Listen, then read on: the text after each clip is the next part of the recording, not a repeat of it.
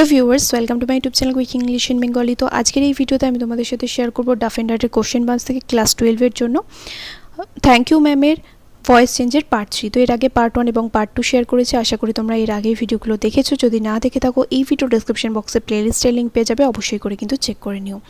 তো এখানে দেখো প্রথমটা কি রয়েছে, you could asked of me, তুমি চাইলে আমাকে চাইতে পারতে।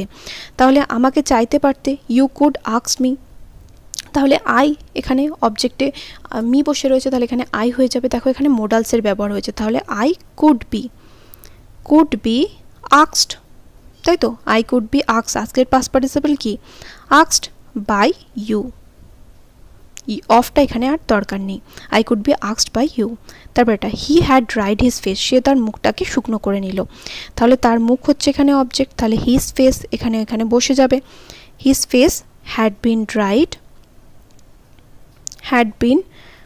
dried by him, had been dried, তারপরে কি লিখবে by him.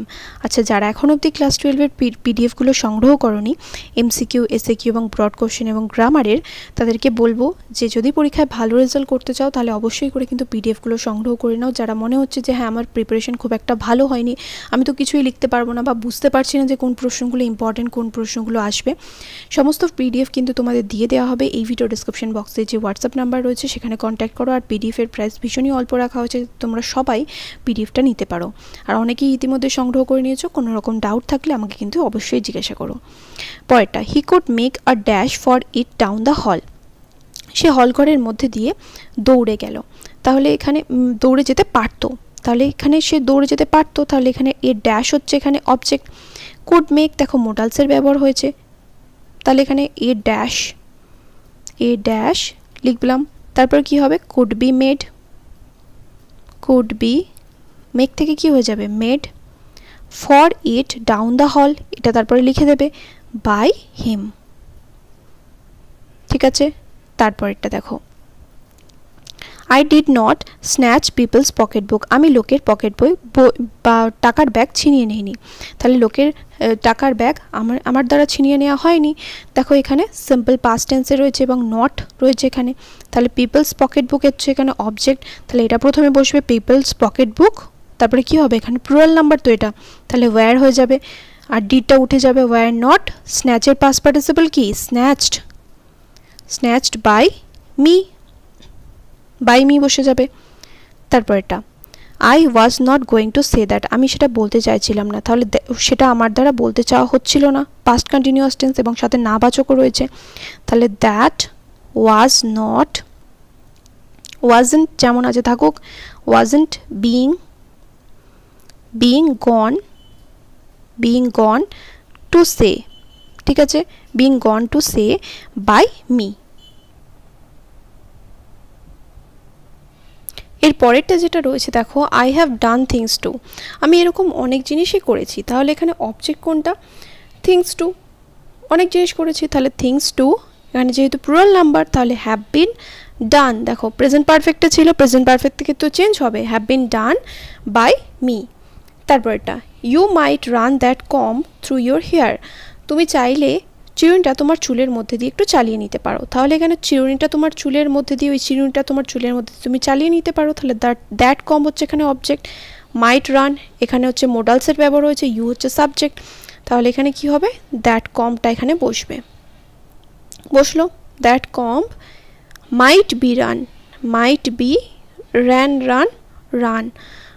B run through your hair by you, through your hair by ইউটা কিন্তু আর লেখার এখানে প্রয়োজন নেই। Do you need somebody to go to the store, তুমি কি কাউকে কি আপনার প্রয়োজন দোকানে যাওয়ার মতো, তাহলে দোকানে যাওয়ার মতো কি কাউকে প্রয়োজন আছে। দেখো এটা সিম্পল প্রেজেন্ট টেন্সের ইন্টারোগেটিভ সেন্টেন্স হয়েছে, তাহলে ইজ সামবডি হচ্ছে এখানে অবজেক্ট, তাহলে অ্যাম ইজ আর আসবে, যেহেতু প্রশ্নবোধক বাক্য তার জন্য এটা অক্সিলারিটা আগে যাবে। ইজ সামবডি নিডেড, নিডের সাথে কি যোগ হবে, ইট যোগ হবে, needed to go to the store by you জিজ্ঞাসা চিহ্ন।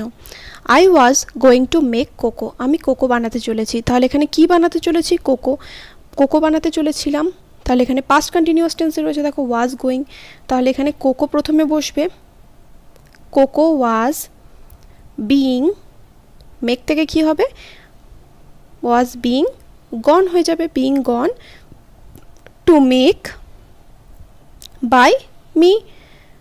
তারপরটা she heated some lima beans and ham, সে কিছুটা লাইমা বিনস এবং হ্যাম মানে শুকরের মাংস গরম করলো। তাহলে some lima beans and ham, some lima beans and ham was, এখানে ওয়াজ তো হবে না, প্লুরাল নাম্বার হবে, ওয়্যার হিটেড।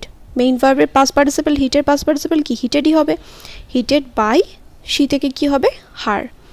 তারপর এটা দ্যাট উড এম্বারেস হিম, এটা তাকে কি করবে বিব্রত করে তুলবে। তাহলে he would be embarrassed by that, তাই তো। তারপর এটা she cut him half of R 10 cent cake, সে তার 10 সেন্ট কেকের অর্ধেকটা তাকে কেটে দিল। তাহলে তাকে কাকে কেটে দিল, তাকে কি কেটে দিল, half of R 10 cent cake. এখানে দুটো এখানে অবজেক্ট রয়েছে, যে কোনো একটা দিয়ে করতে পারো। তাহলে হি দিয়ে করলে কি হবে হি। এবার এখানে বলো কাটটা কোন টেন্সে রয়েছে, কেউ বলবে যে কাটের তো প্রেজেন্ট ফর্মও কাট, তাহলে আমি বুঝবো কী করে কোন টেন্সে রয়েছে। সাবজেক্টটাকে লক্ষ্য করো, শি রয়েছে তো, যদি এটা প্রেজেন্ট টেন্সে থাকতো তাহলে কাটের সাথে এস যোগ হতো, কিন্তু এটা হয়নি, তার মানে এটা সিম্পল পাস্ট টেন্সে রয়েছে। তাহলে কি হবে হি, প্রথমে কি বসবে he was cut half of R 10 cent cake by her না লিখলেও কিন্তু চলবে, কারণ তার 10 সেন্ট কেকের তো অর্ধেকটা দিয়েছে, তাহলে সেই দেবে। তারপর she lead him down the hall, সে তাকে হল ঘরের মধ্যে দিয়ে নিয়ে গেল। তাহলে এখানে হিমটা হচ্ছে এখানে অবজেক্ট, তাহলে he was lead down the hall by her, এরকম হবে ডাউন দ্য হল, তারপরে কি লিখবে down the hall by her. তারপরটা and she never saw her again, এবং তারপর সে তাকে আর কখনো দেখেনি। তাহলে কি লিখবে অ্যান্ড, এখানে তাকে দেখেনি, তাহলে হারটা হচ্ছে অবজেক্ট, অ্যান্ডটা আছে যেমন বসে যাবে। অ্যান্ড শি ওয়াজ, দেখো এখানে পাস্ট টেন্স রয়েছে, স রয়েছে, তাহলে ওয়াজ নেভার যেমন আছে বসুক, সি স সিন হয়ে যাবে, seen again by him full stop. আশা করি বোঝাতে পারলাম। এরকমভাবেই কিন্তু প্রত্যেকটা গ্রামার তোমাদের করতে হবে, এবং যারা এখন অবধি গ্রামারের এবং সাথে এমসিকিউ, এসএকিউ এবং এলএকিউ এর পিডিএফগুলো সংগ্রহ করনি, এক্ষুনি কিন্তু সংগ্রহ করে নাও, কারণ অনেকেই কিন্তু ইতিমধ্যেই নোটস নিয়ে নিয়েছে। যারা নোটস নিয়ে নিয়েছে তারা কিন্তু আশা করি ইতিমধ্যে পড়া শুরু করে দিয়েছো। কোনো রকম ডাউটস থাকলে সেটা আমাকে জানিও, আমার হোয়াটসঅ্যাপেই কিন্তু কন্ট্যাক্ট করো। আর হয়তো একটু মেসেজে রিপ্লাই দিতে দেরি হতে পারে, কারণ সারাক্ষণ তো সবসময় তো আর আমি অন থাকি না, তো কিন্তু তোমাদের প্রত্যেকের মেসেজের কিন্তু রিপ্লাই আমি দেবো, তাই কোনো রকম চিন্তা করার কোনো ব্যাপার নেই। আর যারা পিডিএফ নিতে চাও অবশ্যই করে কিন্তু নিয়ে নিও। পিডিএফের প্রাইস কিন্তু একদমই অল্প রেখেছি তোমাদের প্রত্যেকের কথা মাথায় রেখে, তাই অবশ্যই করে কিন্তু তোমরা পিডিএফটা সংগ্রহ করে নিও। দেখা হবে নেক্সট ভিডিওতে, টিল দেন বাই।